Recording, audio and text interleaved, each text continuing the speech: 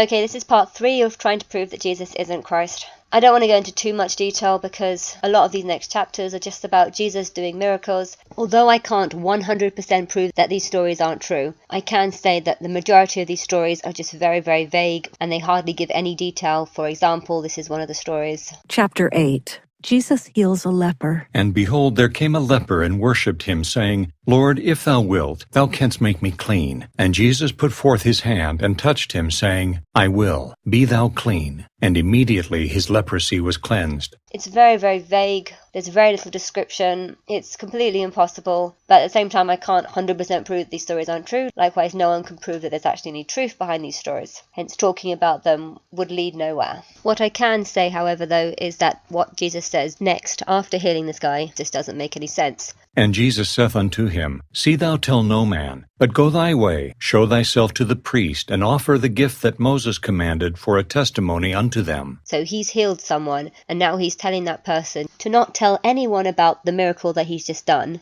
but instead of telling people, he must go to a priest with the testimony that they have that they've been healed and give them a gift. If he's just been healed, why would he need to give a gift to the priest to offer a testimony? Sounds almost like a bribe. So Jesus has told this guy to go to these priests, tell them that he's been healed from leprosy by Jesus. And whilst giving them this news, he must also offer a gift. So it's like this person has to go to a priest and say, I'm going to give you a testimony and a gift. And in return, you have to tell the people what Jesus has done. That to me sounds like what he's done. That's what the mind of an intelligent person would think. For example, if this happened to me, if someone with leprosy came to me and I healed them, the last thing I would do is tell them to go to a priest and tell them about your testimony, only do it whilst giving them a gift. I wouldn't think to say that, because priests receiving a gift has got nothing to do with him being healed. I would only tell the person I've healed to give your testimony to a priest whilst giving a gift, if I hadn't actually healed them and if that gift was going to be used as a bribe to get them to convince other people that this person was healed. If I had healed someone, I wouldn't tell them to go to a priest. I would tell them to go back to their family. And why? Because they would have seen the before and they would have seen the after, hence they would know that I have healed that person. If this story were a true event, this is what would have happened, but this definitely didn't happen because Jesus actually told this person not to speak to anyone about it. And Jesus saith unto him, See thou tell no man, but go thy way, show thyself to the priest, and offer the gift that Moses commanded for a testimony unto them. Hence it's most likely not true because of this. The next story is also equally as ridiculous. And when Jesus was entered into Capernaum, there came unto him a centurion, beseeching him, and saying, Lord, my servant lieth at home, sick of the palsy, grievously tormented. And Jesus saith unto him, I will come and heal him. The centurion answered and said, Lord, I am not worthy that thou shouldest come under my roof, but speak the word only, and my servant shall be healed. For I am a man under authority, having soldiers under me. And I say to this man, Go, and he goeth, and to another, Come, and he cometh, and to my servant, Do this, and he doeth it. When Jesus heard it, he marveled. So to shorten what's just been said, a rich man who has lots of wealth and servants goes to Jesus and says, My servant is sick, can you heal him? Jesus replies, Yes, I'd like to go to your home, and I'll help him. But he turns around and says, No, my home is not good enough for you. And then goes on to talk about how good his home is. Like the other story, I can't 100% prove that this story isn't true. But what I can say, however, is that if this guy truly believed that this guy was the Lord, why would he not welcome him into his nice home? You can tell from Jesus' response that Jesus was marveled by the things that he had, and Jesus wanted to go to his house. And so if this guy believed that he was the Lord, surely he would be honoured to welcome him into his home. Let's just put this story into a more modern day situation. Imagine Superman was real, and someone came rushing up to him saying, Hey Superman, I love you, please can you save my friend? And then say this person said to Superman, I have a lovely mansion and lots of servants. If Superman turns around and says, Yes, I will help your friend, let me go to your house, so that I can help your friend who lives with you, would a person really say, Lord, I am not worthy that thou shouldest come under my roof? Oh no, Superman, my mansion's just not good enough for you. No, he wouldn't say that. A normal person who loves Superman would be honoured to have Superman in his home. You could understand it if this guy was poor or if he didn't have a nice home. Okay, it doesn't actually say that he has a nice home, but at the same time, he's like a leader of an army, hence he's probably being well paid. in comparison to the others, and leaders of armies were usually given nice homes and land. I'm not saying he had an amazing home, but he had more than what the average person had. And Jesus, being someone who was preaching on the streets and didn't have a home, however bad his home was, it was far nicer than what Jesus's home was, or what Jesus was currently living in. Jesus also went to a lot of poor people's homes, hence he would have seen a lot of shitty homes. So this guy would have had no reason to feel like Jesus was too good for his home, because he would have been in far worse homes. The second flaw to this story is that if you really did look up to this guy, surely you would want to spend as much time with this person as possible. And so you'd be honoured and grateful that this person wants to come to your home. You wouldn't say, no, can you just heal my servant from this spot? This to me sounds more like someone who doesn't believe that Jesus is the true Christ, hence doesn't want him to enter into his home and perhaps steal his stuff. And so instead of welcoming him into his home, he's just testing Jesus to say, no, just heal him from where you are. If you're Christ, you can do that. Jesus apparently does do that.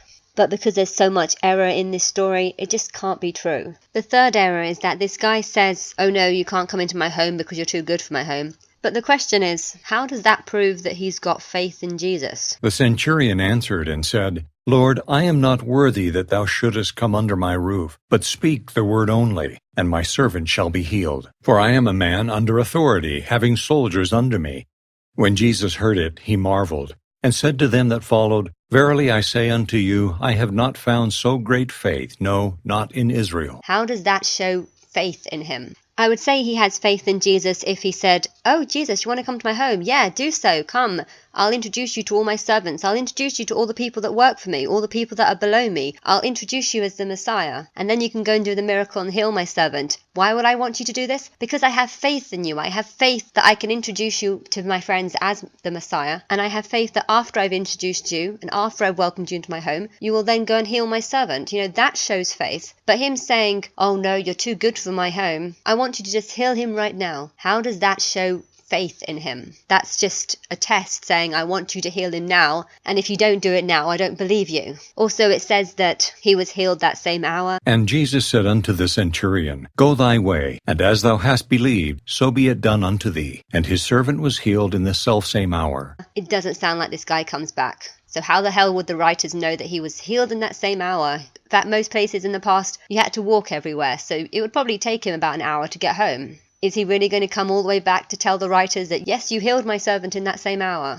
This whole story has so many flaws that it can't possibly be true. So if this guy had more faith in him than anyone else in the whole of Israel, then he would definitely invite him into his home and be glad to spend time with him. What it sounds like is that the story writer has just come up with this character, Jesus. This figure is not very rich and not very powerful, so he's tried to make this figure more powerful by coming up with this little story about how this other rich guy who was really rich came up to him, but this other rich guy believed that Jesus was even richer and even wealthier and even better than he was, that he didn't even want to invite him into his home. But to me, it just sounds ridiculous. If the story is the truth, then this guy does have faith in Jesus. For if you believe Jesus is Christ, then Jesus can't be wrong. Hence, this guy must have faith in him. But if this guy does look up to Jesus, then why would he not welcome him to his home? Why would he not be happy to have him in his home? If this was a true story, it sounds more like a guy who had an averagely nice home with lots of servants comes to Jesus saying, will you help my servant? Jesus says, yes, I'll come to your home. But this guy didn't want to welcome him into his home, so he just said, no, my home is too good for someone like you, so can you just heal him from where you are now? The story says it does work, but however, if this story was based on a true story, then how does the writer even know what happened to that servant? Because they didn't go to this person's house to find out if this servant was actually healed or not.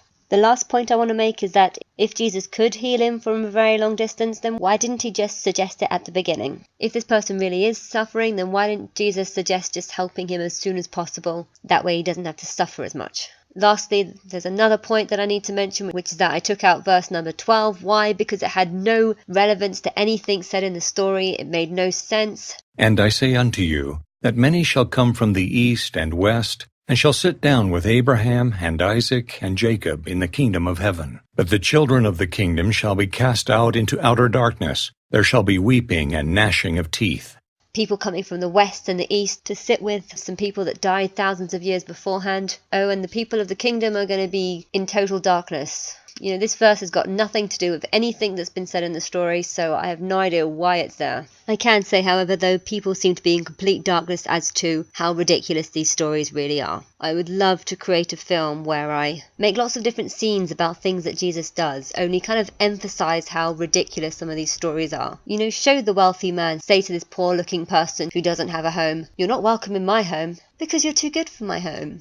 And then have this dumb-looking Jesus going, "Wow, your faith is amazing, better than anyone else I know." And then the rich-looking guy says, "I want you to heal my servant, but you have to do it right now, from the street that you're currently standing in." And then Jesus stupidly says, "It's done," and then just walks away. And the rich, smart guy is just standing there thinking, "Oh my God, what an idiot." Another thing that you can do is to make a sketch where Jesus, brackets, heals someone, then afterwards tells them to not tell anyone except the priests and give a gift at the same time. Wink, wink. Do you know what that story reminds me of? It reminds me of a child who lives outside a school's catchment area, and then the parents go to the school and give a gift to try and get their child into the school as a sort of bribe. But anyway, let's go on to the next ridiculous story. When the even was come, they brought unto him many that were possessed with devils, and he cast out the spirits with his word, and healed all that were sick, that it might be fulfilled which was spoken by Esaias the prophet, saying, Himself took our infirmities and bare our sicknesses. Yeah, this is impossible because devils don't exist.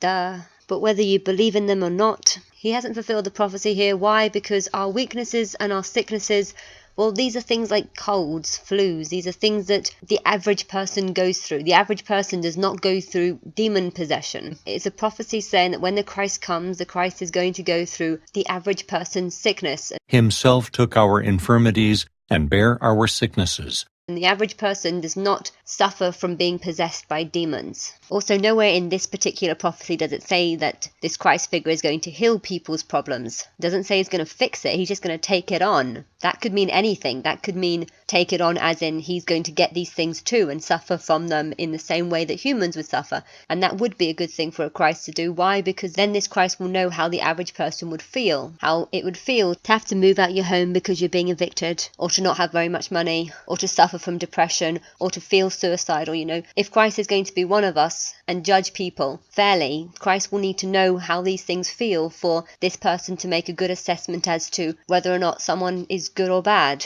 You know, if you have bad parents, sometimes doing bad things does seem like the right thing just because you've been brought up to believe that it is. These are our weaknesses and our sicknesses, not demon possession. People suffer from getting colds, from flus. They have weaknesses like wanting to eat too much chocolate. Maybe they suffer from dyslexia. Sometimes humans can be a bit manic. Sometimes they can suffer from depression. You know, this is what I think it means by this. Himself took our infirmities and bare our sicknesses.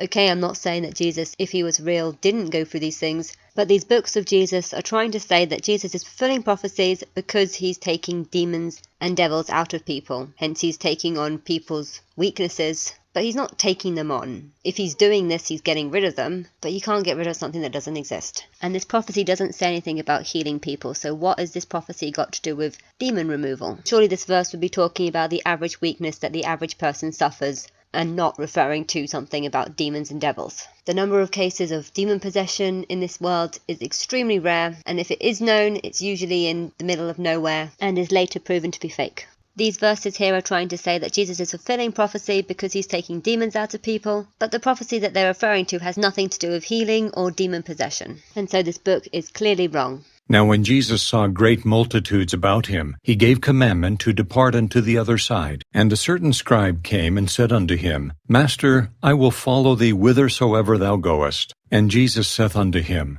The foxes have holes, and the birds of the air have nests, but the Son of Man hath not where to lay his head.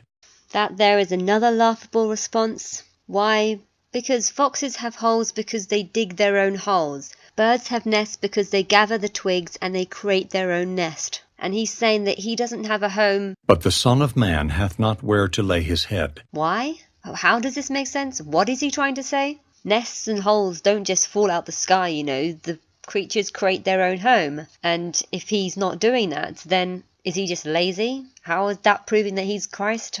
Either he's saying he's too lazy to do what the foxes do, which is to create their own home, he's too lazy to be like a bird and create his own nest, or he's just saying nonsense. The third possibility, however, is that this line is being inspired by the true Son of God, which is that the true Son of God is actually Eve's son, a boy who was born in a time where language didn't exist, where cement or any kind of brickwork or stonery or metal or anything like this, they didn't exist. Hence he literally had nowhere to put his head on because homes didn't exist. A home had never been created anywhere on earth, for they didn't exist back then. Clothes didn't exist. Nothing existed really other than the animals' homes. And I'm sure back then the Son of God would have looked around and thought, foxes have holes, birds have nests, but what do I have? I'm too big for a hole, I'm too heavy for a nest. Hence, where do I go? This is something only Eve's child would think. Hence, it could be saying that is the true Son of God. That makes sense, but nothing else makes sense. And another of his disciples said unto him, Lord, suffer me first to go and bury my father. But Jesus said unto him, Follow me, and let the dead bury their dead. That there is a very terrible thing to say to someone, to not bury your own father, let the dead bury the dead. That's basically like saying, anyone you know is dead, let them bury your father and forget about him. Worship me because I'm more important than burying your own father. I've heard one theory that this isn't talking about the first burial, this is talking about the second burial, where you're supposed to go back a year later and re-bury them or something like this, but I don't believe that. I think it's just this Jesus guy being a complete arsehole. And when he was entered into a ship, his disciples followed him. And behold, there arose a great tempest in the sea, insomuch that the ship was covered with the waves, but he was asleep. And his disciples came to him, and awoke him, saying, Lord, save us, we perish. And he saith unto them, Why are ye fearful, O ye of little faith? Then he arose, and rebuked the winds and the sea, and there was a great calm. But the men marveled, saying, What manner of man is this, that even the winds and the sea obey him? That's also quite silly. He hasn't got that many disciples, and yet he's with the disciples right now, and he wakes up to say, Oh, ye of little faith. You wouldn't say that to someone if they've just woken you up saying, Lord, Lord, save us. If I was sleeping and someone woke me up saying, Lord, Lord, save us, I wouldn't be like, oh, you of little faith.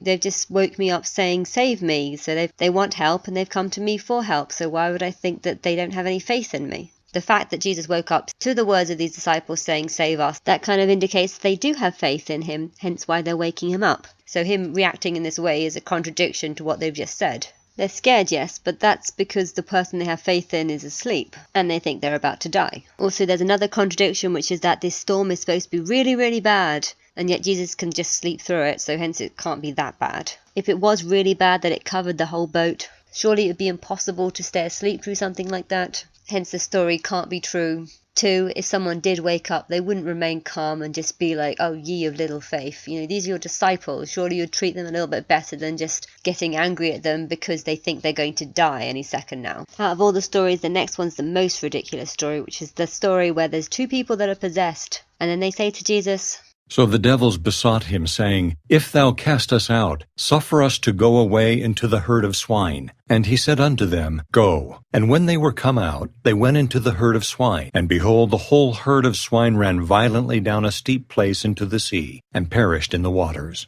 Jesus gives them their request and puts them inside a herd of pigs. And then the pigs instantly go and commit suicide. 1, the demons should be happy because they've got what they want. They asked Jesus if they can be put into the pigs, and they went into the pigs. So now that they're in the pigs and they've got what they want, why the hell are they going to start running down a hill and commit suicide in water? It just doesn't make any sense, this story. For one thing, why do they want to be in pigs? 2, why when they get their wish do they go and commit suicide? 3, how can so many demons be inside just 2 people? 4, can't they just live in their own body? 5, how come nothing like this has ever been seen in modern day life? 6, surely the owners of those pigs are going to be extremely mad at Jesus if this were a true story. Pigs are quite expensive and he's just ruined someone's whole life's worth of savings, probably. And when they saw him, they besought him that he would depart out of their coasts. 7, doesn't Jesus care about animals? Pigs are animals too. Why do they deserve to have demons inside of them? Chapter 9. And behold, they brought to him a man sick of the palsy, lying on a bed. And Jesus, seeing their faith, said unto the sick of the palsy, Son, be of good cheer, thy sins be forgiven thee. This is a horrible thing that Jesus has said because he's just seen a paralyzed man and he's assumed that the reason why this guy is paralyzed is because of his sins. If I were to walk into a hospital and see someone who's suffering greatly, someone who's paralyzed, someone who can't live a life, someone who can't stand up, someone who can't do things for themselves, if I would then walk up to this person and say, "You are forgiven of your sins," I think any person who sees this would want to just slap me because it shows so much arrogance and inconsideration towards the person who's suffering. This person has suffered far more than what Jesus has ever suffered. So why does Jesus think he has the right to just be like, "Oh, I forgive you of all your sins"? I would be a terrible person to say something like that to someone like this. It's like someone has suffered greatly and all Jesus can think is that, oh, he's just facing a punishment that he deserves. But I can forgive him for his sins. And literally, if you think about it, this guy is a paralyzed man, someone who's been paralyzed for a very long time probably. What could he have possibly done to deserve being paralyzed for most of his life? This only makes sense if reincarnation is true and if in his past life he used to be a really terrible person, someone who's destroyed the lives of many other people, hence why karma is now destroying his life. But Jesus isn't supposed to believe in reincarnation. And even if he did, how would he know what his past life was? Maybe he killed 100 people in his past life, in which case Jesus can't forgive him for doing crimes against other people. You can only forgive someone of a sin if the crime is against you. Also, it's wrong to just assume that someone who's paralyzed is a terrible person because they're paralyzed. Maybe it's just bad luck. The crime that he'd done, if he did do a crime, has nothing to do with Jesus. Why can Jesus forgive him of this sin? 2, if he's been paralyzed most of his life, then how could he even commit a sin because he was paralyzed most of his life? Technically, I do believe in karma. I do believe that if you do bad things in one life, it's very likely that something like this might happen to you in your next life. But the last thing I would want to do is actually say this to their face, and to also believe that I have the right to forgive them of any crime that they've done when I really don't know what it is that they've done, or if they did anything. The King James Bible is an awful translation, but it then goes on to say that other people saw this and they too were shocked, like I would be. They then accused Jesus of blaspheming. "This man blasphemeth." And Jesus, knowing their thoughts, said, "Wherefore think ye evil in your hearts?" How is them thinking that Jesus has said something wrong to this guy? How is that them thinking evil? They're not thinking evil, they're just being considerate of what this guy who's suffering might be thinking. The guy then apparently gets up and walks. Then saith he to the sick of the palsy, Arise, take up thy bed, and go unto thine house. And he arose and departed to his house. But in the story of Harry Potter, one of the kids has an arm that turns into jelly, and that was healed. But does it mean that it's a true story? Does it mean that it actually happened? No, it doesn't. It's just a few lines in a book. For whether is easier to say, Thy sins be forgiven thee, or to say, Arise and walk? Both options are still just lines in a book. Hence they're both as easy as each other to say. But that ye may know that the Son of Man hath power on earth to forgive sins. The wording in the King James Bible is very bad, but the wording in all the other books says that this part is saying that the reason why he healed this paralyzed man is because he's trying to fulfill prophecy about how the Son of Man can forgive people of their sins. I would say that forgiving sins and healing paralyzed people are two completely different things. If a doctor heals someone of cancer doesn't mean that the doctor has managed to forgive that person of their sins. Likewise, just because he's healed a paralyzed man doesn't mean that they are forgiven of their sins. So that's another flaw to the story. It's clear that there's obviously a prophecy saying that the Son of Man will forgive people of their sins, but they've tried to interpret it in their own way by saying that means that he can heal people. It's like, no, that doesn't mean that he can heal paralyzed people, because I'm sure a doctor could heal someone that's gone through severe injury, but just because they can be healed doesn't mean that that doctor has the power to forgive people of their sins. They're two separate things. As Jesus sat at meat in the house, many publicans and sinners came and sat down with him and his disciples. And when the Pharisees saw it, they said unto his disciples, Why eateth your master with publicans and sinners? But when Jesus heard that, he said unto them, They that be whole need not a physician, but they that are sick. But go ye, and learn what that meaneth. I will have mercy, and not sacrifice. Why does mercy have anything to do with him wanting to talk to sinners? He's saying that only sick people go to the doctor, likewise only sinners go to him because they need help. But then he goes on to say he's doing this because he requires mercy and not sacrifice. But go ye, and learn what that meaneth. I will have mercy, and not sacrifice. How has him talking to sinners got anything to do with being merciful? I would say the sick go to doctors so they can be healed, and students go to the teachers so they can be taught a lesson. Jesus is claiming to be a teacher, but the only lesson he's teaching is one of punishment, because nothing he really teaches makes much sense. He then says this, For I am not come to call the righteous, but sinners to repentance. Kind of indicating that anyone who follows him is actually just a sinner, for he's saying that he doesn't want the righteous people to follow him. He is only aimed at the sinners. He then says this, Then came to him the disciples of John, saying, Why do we and the Pharisees fast oft, but thy disciples fast not? And Jesus said unto them, Can the children of the bride chamber mourn, as long as the bridegroom is with them? But the days will come, when the bridegroom shall be taken from them, and then shall they fast. This again is a really stupid answer, because he's basically just said that I'm the bridegroom, my people are my children, and they shouldn't mourn, so they shouldn't fast whilst they're with me, but only when I die will they start fasting. Why does that explain why they shouldn't fast? Why does it explain that they should fast afterwards? Then came to him the disciples of John, saying, Why do we and the Pharisees fast oft, but thy disciples fast not? Jesus is just kind of bigging himself up in a way, saying like, fasting is like mourning and you mustn't mourn when you're with me. An intelligent answer would have been to be like, God has no need for people to fast. Not, they don't have to fast because I'm with them and they shouldn't be upset when I'm with them. But soon I won't be with them and then they can fast. It's just a stupid answer. Very little force behind it. He then says, No man putteth a piece of new cloth unto an old garment, for that which is put in to fill it up taketh from the garment, and the rent is made worse. How does this have anything to do with what he was saying about why people shouldn't fast when they're with him? True, when making new clothes, people just use new material. They don't re-sew old material, but technically what Jesus is doing throughout his religion is taking old material and trying to re-thread it to his liking. So what he's doing is like putting new thread in old material. I'm not doing what he did. I'm saying that the Bible is like old material that needs to be scrapped. Hence, we do need to start again, and instead of seeing the old material as facts, we need to see it as myths. Myths that do have some facts to it, but likewise there are so many new stories that also have more facts. Whereas Jesus just took the old material and said, yes, this is true, but now that I'm here, you need to add my words into this scripture. And when I pass, only then can you go back to the whole you should fast thing. Like threading a new thread in an old book. That's what Jesus is doing. It's not what I'm doing. Neither do men put new wine into old bottles, else the bottles break, and the wine runneth out, and the bottles perish. But they put new wine into new bottles, and both are preserved. Again, what Jesus is doing is like trying to put himself in this old bottle. The Old Testament is like an old bottle, and he's trying to refill it with his information and his new beliefs, whereas I'm just saying, no, the Bible is an old bottle that's full of cracks. I'm exposing these cracks, explaining that the reason why the cracks are there is because the books are full of lies and aren't about Jesus. And the books that are about Jesus are just books that have been made to fill this old bottle of the past. A bottle that is about to break because he's trying to fill an old bottle. I'm hoping the old bottle will break so that I can get a new one. This is not what Jesus did. Actually, some Jewish traditions involve breaking a bottle to symbolize the end of something and the beginning of something new. You can't say that Jesus was the one who broke the old bottle. Why? Because his teachings are more or less in line with the Old Testament, only he just changes a little bit. The rest of this chapter just goes on about a few stories where he's healed people. They can't be proven, nor can they be disproven. Hence, I'm going to move on to chapter 10. In this one, he calls upon 12 disciples. He gives them special powers of healing. And when he had called unto him his 12 disciples, he gave them power against unclean spirits, to cast them out, and to heal all manner of sickness and all manner of disease.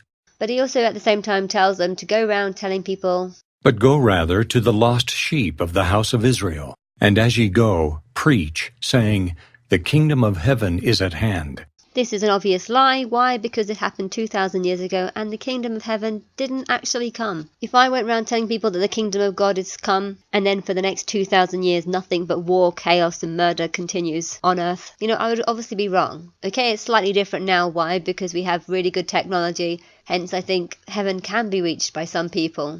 Because the world is so much better than it was 2,000 years ago. But yeah, looking back now to what the world was like 2,000 years ago, there was no such thing as heaven back then. So Jesus has basically just told these people to go out and lie, because they're going out preaching something that we know now did not happen. Straight after this lie, he says, Heal the sick, cleanse the lepers, raise the dead, cast out devils. Freely ye have received, freely give. Because he says to preach about the kingdom of God being near and it clearly isn't, you can kind of assume that these two are also most likely just a lie too. Provide neither gold, nor silver, nor brass in your purses, nor scrip for your journey, neither 2 coats, neither shoes, nor yet staves, for the workman is worthy of his meat. It's understandable not to travel with gold, because it will most likely just be mugged off them. But to not wear a coat or shoes, this is crazy. Anyone who would follow him is crazy. And sometimes it's good to have some money on you. Why? Because how are you going to feed yourself? How are you going to look after yourself? For you to preach, you have to be alive and healthy enough to be able to preach. You have to have somewhere to stay at night. You can't just sleep on the streets. He doesn't have any consideration for these people that are preaching for him.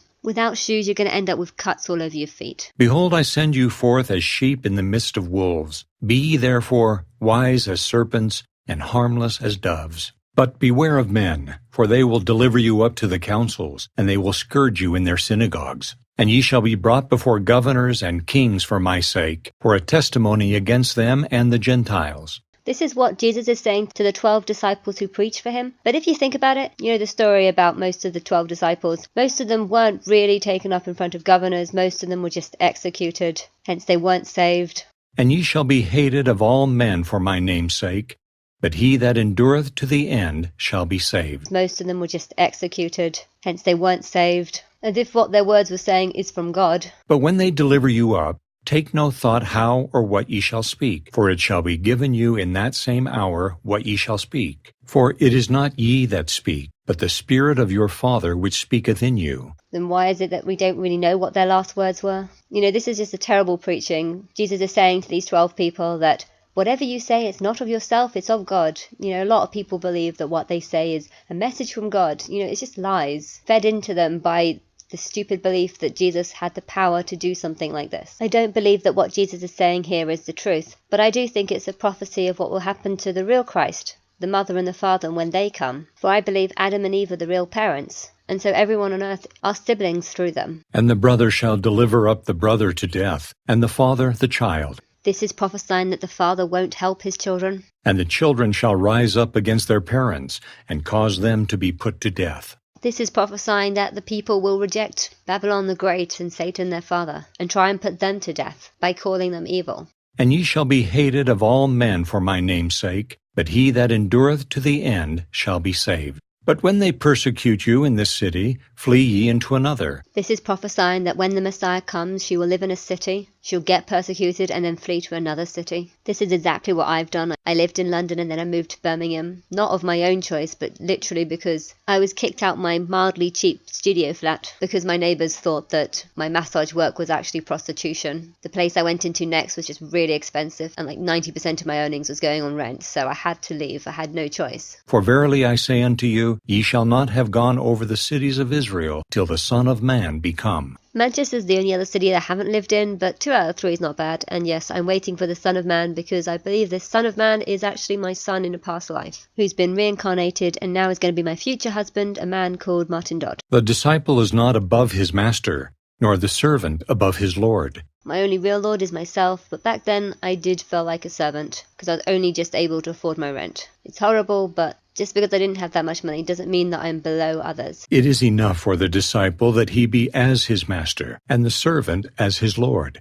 I would say that's accurate because I would describe myself as my only master, and I'd also describe myself as being my only true lord. Fear them not, therefore, for there is nothing covered that shall not be revealed, and hid that shall not be known. What I tell you in darkness, that speak ye in light, and what ye hear in the ear, that preach ye upon the housetops. I think this is more prophecy about what the true Messiah is going to do and say, and she'll do it in darkness, but she'll bring others to the light. I think the next bits are just Jesus going off on one and talking complete nonsense. And fear not them which kill the body, but are not able to kill the soul, but rather fear him which is able to destroy both soul and body in hell. Are not 2 sparrows sold for a farthing, and one of them shall not fall on the ground without your Father?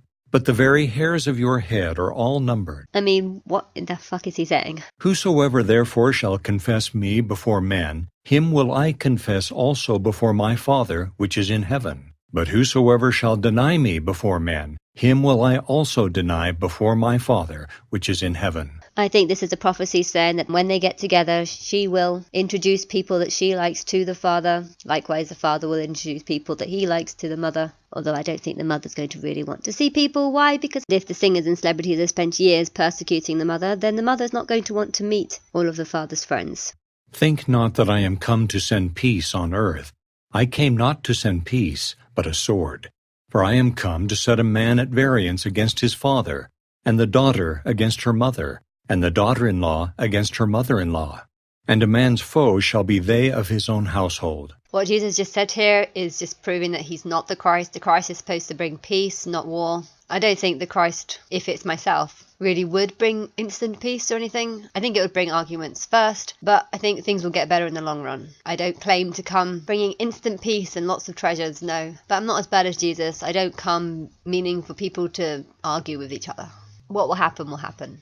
He that loveth father or mother more than me is not worthy of me, and he that loveth son or daughter more than me is not worthy of me. I think Jesus is a false Christ aimed at only the sinners and people that aren't very nice. People who don't base their minds on logic and facts. They just want to believe nonsense and believe that they can get into heaven by doing something very simple. It's a false Christ for people who can't believe that the true Christ is female, hence they have to send a false Christ which is male, hence people can believe in the Christ. And so if you're not worthy of Jesus, then that's a compliment, because it means that you love other people more than you love your desire to get into heaven, through a ridiculous fairy tale that obviously isn't true. And he that taketh not his cross and followeth after me is not worthy of me. That translated says, he that isn't willing to suffer in the same way that Jesus suffered is not worthy of Jesus. It's like, why would you want to suffer in the way Jesus suffered? If you're believing this, it's only because you're stupid. He that findeth his life shall lose it, and he that loseth his life for my sake shall find it. That again doesn't make any sense. If you've lost your life, then how can you find your life? Because you've lost your life, hence you don't have a life to find your life. I feel like I've lost my life because I spend all my time preaching and I don't really spend much time living. And the life that I am living, well, I have to do massage and okay, I like it, but I would rather do other things. But if I lose my life because I'm preaching about Jesus, well, how am I going to get a life back from that? Right now I'm preaching about God the Mother, and I believe that I'll get my life back only providing I'm proved right at the end of the 7 years. Or hopefully even before. People believe in Jesus not because he's a good person, not because he's a nice person, not because he does the right thing, but rather they do it because they want to be rewarded afterwards. They want to be rewarded for supporting him. And the reason why they believe that they'll be rewarded is because he says things like this. He that receiveth a prophet in the name of a prophet shall receive a prophet's reward, and he that receiveth a righteous man in the name of a righteous man shall receive a righteous man's reward. And whosoever shall give to drink unto one of these little ones a cup of cold water only in the name of a disciple, verily I say unto you, he shall in no wise lose his reward. There's a stupid story in chapter 12 too. Jesus apparently heals on the Sabbath day, and the Pharisees say, oh no, it's not lawful for you to do that. And then they ask him, is it lawful for you to do that? And instead of him just being like, what are you talking about? It's a seventh day, so what? I'm helping someone, why should there be a law against helping someone on a seventh day? But no, he goes into a big detail about how, is it lawful to heal on the Sabbath days? That they might accuse him. And he said unto them, what man shall there be among you that shall have one sheep, and if it fall into a pit on the Sabbath day, will he not lay hold on it and lift it out? How much then is a man better than a sheep? Wherefore it is lawful to do well on the Sabbath days. And it's just like, you didn't need to go into all that detail. The second flaw in the story is if someone has just seen someone miraculously heal someone's hand, the last thing they're going to want to do is imprison that person for working on a Sabbath day. Then saith he to the man, stretch forth thine hand. And he stretched it forth, and it was restored whole, like as the other. Then the Pharisees went out and held a council against him, how they might destroy him. But when Jesus knew it, he withdrew himself from thence. If a miracle like this has just taken place, the only reason why someone is going to want to imprison the person who has done this miracle is if the miracle isn't actually a miracle, and if that person is just trying to make money off faking a miracle and lying to the people that they're supposedly healing. You know, Sabbath days are supposed to be about honouring God, and well, if someone has just done a miracle in front of their eyes, surely them working on a holy day wouldn't mean anything to them. The fairy tale then goes on to say, and great multitudes followed him, and he healed them all, and charged them that they should not make him known, that it might be fulfilled which was spoken by Esaias the prophet, saying, behold my servant, whom I have chosen, my beloved, in whom my soul is well pleased. I will put my spirit upon him, and he shall show judgment to the Gentiles. He shall not strive nor cry, neither shall any man hear his voice in the streets. A bruised reed shall he not break, and smoking flax shall he not quench, till he send forth judgment unto victory. And in his name shall the Gentiles trust. Okay, so Jesus has just healed lots of people, and now the writer is saying the reason why he's healed lots of people is because he's fulfilled this prophecy that has absolutely nothing to do with healing people. You know, whoever wrote this book has no understanding of anything that they've written. They're just sort of putting prophecies with this myth story of him, and they don't seem to realize that this fairy tale that they're creating about him doesn't even fulfill or match the prophecies.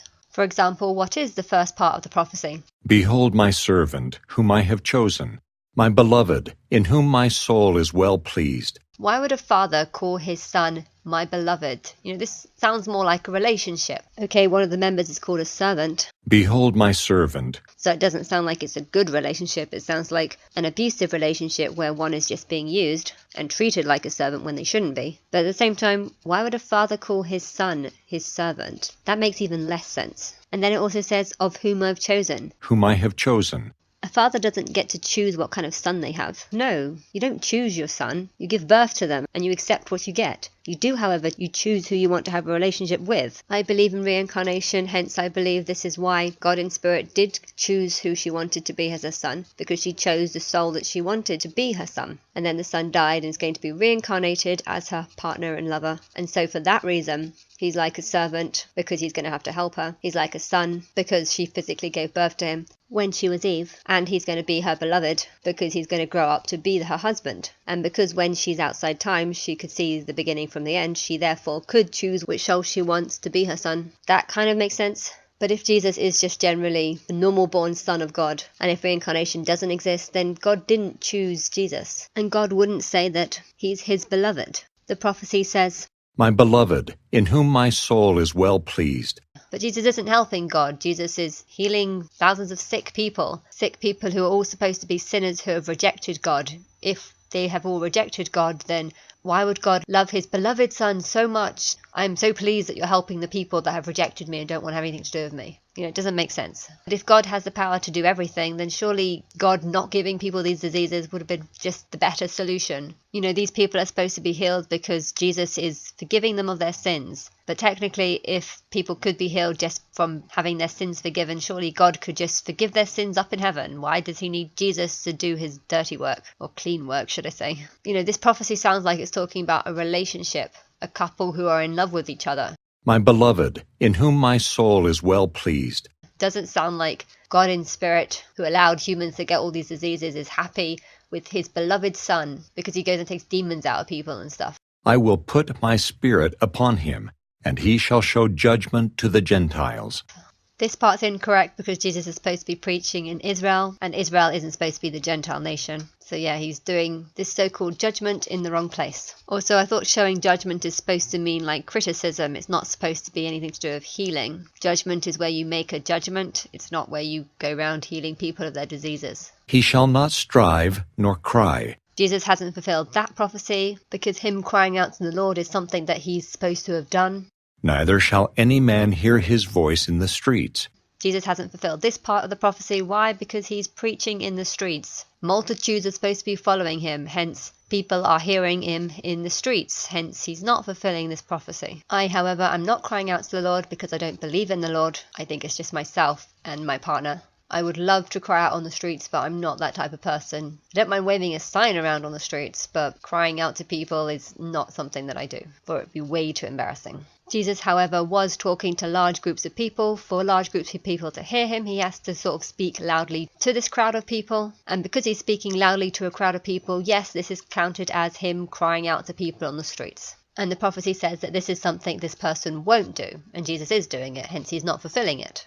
A bruised reed shall he not break, and smoking flax shall he not quench, till he send forth judgment unto victory. The first part of that is silly, but Jesus was murdered, hence there was no victory. And in his name shall the Gentiles trust. It's true that the Gentile nation trusts in him now, but that is thousands of years later, and he's shown us no judgment yet. But all their trust is really is a fool's hope. Straight after, Jesus supposedly takes a demon out of someone, and then the Pharisees say, "You're only taking demons by the power of the prince of demons." Jesus responds to this by saying, And Jesus knew their thoughts, and said unto them, Every kingdom divided against itself is brought to desolation, and every city or house divided against itself shall not stand. This is a wise thing to say. The thing is, though, Jesus promotes the idea that his father and Satan's father are two different fathers. He promotes the idea that you can't serve both Satan and God. Therefore, he is promoting the idea of a house divided. And like he says, a house divided by itself can't stand. You can't have the people of the devil fighting the people of God. For the house needs to be one. You need to understand that God is the mother, Satan is the father, and that they actually lovers who can't be together because of a curse. What I preach is backed up by things that he says, but what he preaches is actually the opposite of what he believes. It's like some of the words that he says is guided by truth, but the truth only promotes the idea that he's not actually the truth because he doesn't stand for what he preaches. And if Satan cast out Satan, he is divided against himself. How shall then his kingdom stand? That there is exactly what Jesus is doing. Jesus is acting like Satan and casting out Satan. Hence, Jesus' kingdom isn't going to stand. And if I by Beelzebub cast out devils, by whom do your children cast them out? That line says that yes, if Jesus is casting out Satan by the power of Satan, who then do your children cast out by? Well, if Satan casts out Satan, and if Jesus is doing that, then what he's saying is that your children too are using the power of Satan to cast out Satan, hence creating a divided kingdom. Therefore they shall be your judges. I'm not too sure what he's supposed to mean by this, but I guess the children will listen to what I'm saying and be the judge of what Jesus is actually saying. But if I cast out devils by the Spirit of God, then the kingdom of God is come unto you. No, not really. If you mean by devils humans, by trying to cast out these humans and their opinions, and tell them that their opinions are only their opinions because they're getting them from devils, all you're doing is creating an even more divided kingdom because these humans are not going to believe that they're devils, hence they're just going to argue with you and they're going to create a divided kingdom. For example, many Christians have told me that my opinions and my thoughts and my beliefs are all coming from devils and demons, but them telling me this is only going to make me hate them. For this reason, I now massively despise Christians. I, however, believe that I am the Spirit of God, and I believe that these devils are just imaginary things that aren't real, but by doing things like casting out this fictional character Jesus, by removing him and putting actual truth in the world in regards to religion, once people have accepted that he's not the truth and that he's not coming back, then the world can join. I know there's going to be lots of Christians that are going to argue with me and say, Jesus is the truth, but I can prove that Jesus isn't the truth. Why? Because the Bible promises that there'll be a 7-year tribulation, and after the 7 years you will see the true Christ. If I declare myself as being this Antichrist that is prophesied in the Bible, if I set myself up as the idol of abomination, the person who comes claiming to be the true Christ and have the truth. For example, I believe that I'm Babylon the Great, mother of all sinners, Jerusalem, Israel, these are also names for me. If I get this message out into the world and get leaders and rich people to back me up, if then Jesus doesn't come after the end of the 7 years or during the middle at some point, then everyone will know that his promise is broken and that he's not going to come back, because he didn't come back at the time he said he was going to come back. How can one enter into a strong man's house and spoil his goods, except he first bind the strong man, and then he will spoil his house? That's exactly what I plan to do. Christianity has taken over a big portion of the world, and if I want to take over this house, this church, I first need to bind up Jesus, this fictional character that's not coming back and never was alive. And for me to do that, I need to prove that his prophecy isn't going to come true. And his main prophecy is that he will come back during the middle or somewhere at the end of the 7-year tribulation. If I put the 7-year tribulation in place and get lots of celebrities and rich people to back me up, by doing this, I will bind Jesus, and then I will be able to break into his house. If you don't think the Bible has said these words to try and back me up and support me, how can one enter into a strong man's house and spoil his goods, except he first bind the strong man, and then he will spoil his house? then why did Jesus say these words? Is he planning on binding up a strong man to break into his house? No, I thought he's supposed to be the Son of God, hence loves God, and hence isn't going to want to bind up this strong man. So what is he talking about? I think he's talking about binding up Satan to try and take over his house. But if that's what he means, then he's basically saying that the world is Satan's house.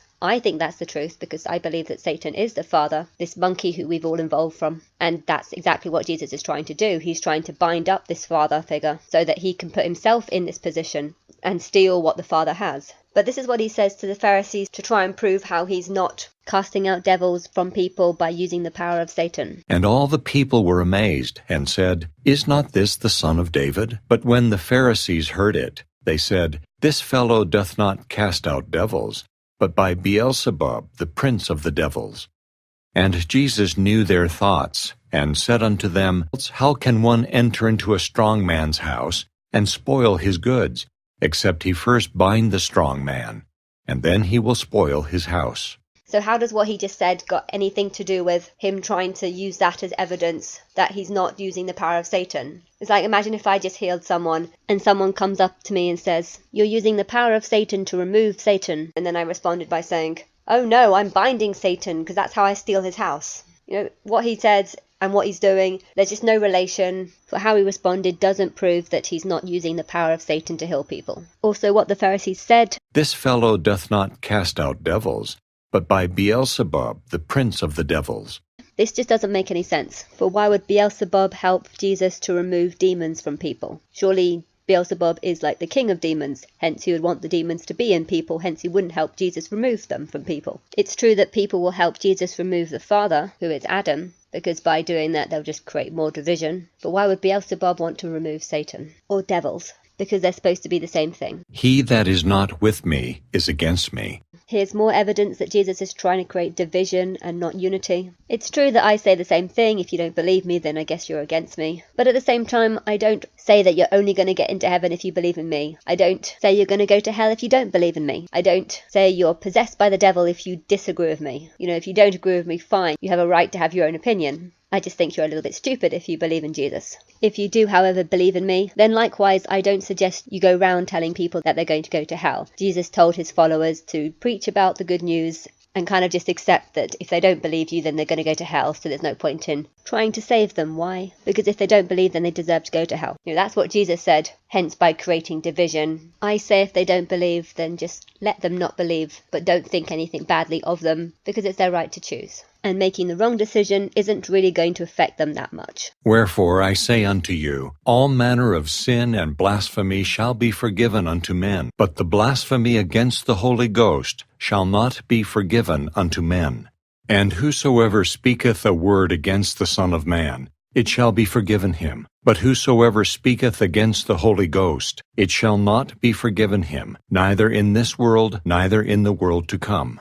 I think this is saying that the blasphemy of Jesus, who is a man, will be forgiven by the people of the world. But blasphemy against the Holy Spirit, or the Holy Ghost, this won't be forgiven. Why? Because the mother is this thing, and when she comes, she will be living under a curse, and she won't be very happy, and she's not going to forgive people, because her life will be ruined because of it. "Either make the tree good, and his fruit good, or else make the tree corrupt, and his fruit corrupt. For the tree is known by his fruit." I'm not too sure why Jesus said that. Why? Because Christ is supposed to be good regardless to whether the people make Christ good or bad. I think it's saying show support for this person, but what he said also indicates that if they choose to make him corrupt, they're going to make him corrupt.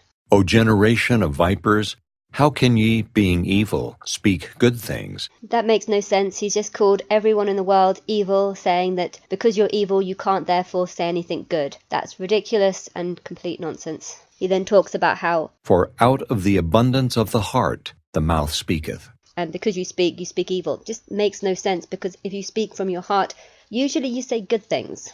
It's because there's complete nonsense like this in the Bible that I don't want to rewrite the book. I want to just scrap it and say that there's clearly a lot of errors in it. "A good man out of the good treasure of the heart bringeth forth good things, and an evil man out of the evil treasure bringeth forth evil things. It's not as simple as that. Good people can do bad things and bad people can do good things. But I say unto you, that every idle word that men shall speak, they shall give account thereof in the day of judgment. That's ridiculous too. You're not going to be judged by every single word that you say. For by thy words thou shalt be justified, and by thy words thou shalt be condemned.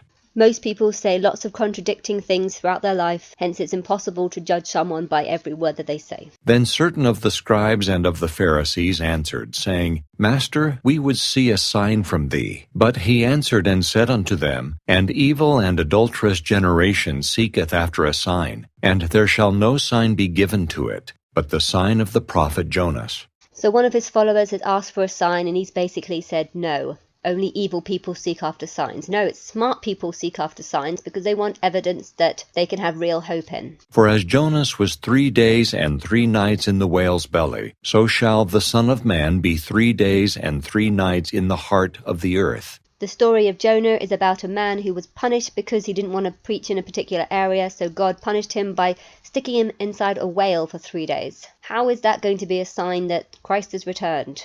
Because it's impossible for someone to be inside a whale for 3 days and still survive. Why? Because they'll run out of air, ... I'm not going to explain the reasons why it's impossible. Maybe it is possible, I don't actually know what an inside of a whale looks like. But I'm saying it's not going to happen. But I think what Jesus actually is referring to is that the sign of Jonah is that when someone comes preaching about something that no one believes is possible, that is a sign that the kingdom is near. So when this bride comes, someone like me, comes preaching about how Jerusalem is actually a woman, no one is going to believe her for a long time. During this time there'll be eclipses and things like this, but eventually people will believe. That is the sign I believe that Jesus is pointing to. The men of Nineveh shall rise in judgment with this generation, and shall condemn it, because they repented at the preaching of Jonas. And behold, a greater than Jonas is here. The queen of the south shall rise up in the judgment with this generation, and shall condemn it. That is what the sign I believe is pointing to. A woman with wisdom. For she came from the uttermost parts of the earth to hear the wisdom of Solomon.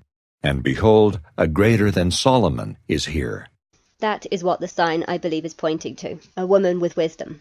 When the unclean spirit is gone out of a man, he walketh through dry places, seeking rest, and findeth none. I think this is a prophecy about what will happen to the people of Jesus when Jesus finally is realized to be false. They'll walk in dry pastures and feel sad because their hope in Jesus has come to nothing.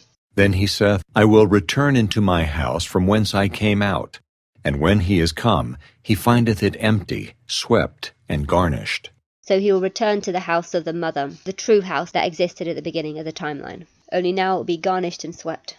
Then goeth he, and taketh with himself 7 other spirits more wicked than himself, and they enter in and dwell there. And the last state of that man is worse than the first. Even so shall it be also unto this wicked generation. I'm not too sure what that's saying, but I think it's saying that he'll go back, get drunk, perhaps do drugs, perhaps do some stupid things, and then he'll end up in a worse situation. But this is life. Sometimes accepting the truth is going to be really hard for some people. So I think the Bible is just prophesying that some people are going to take the news of Jesus being false. They're going to take this news really hard.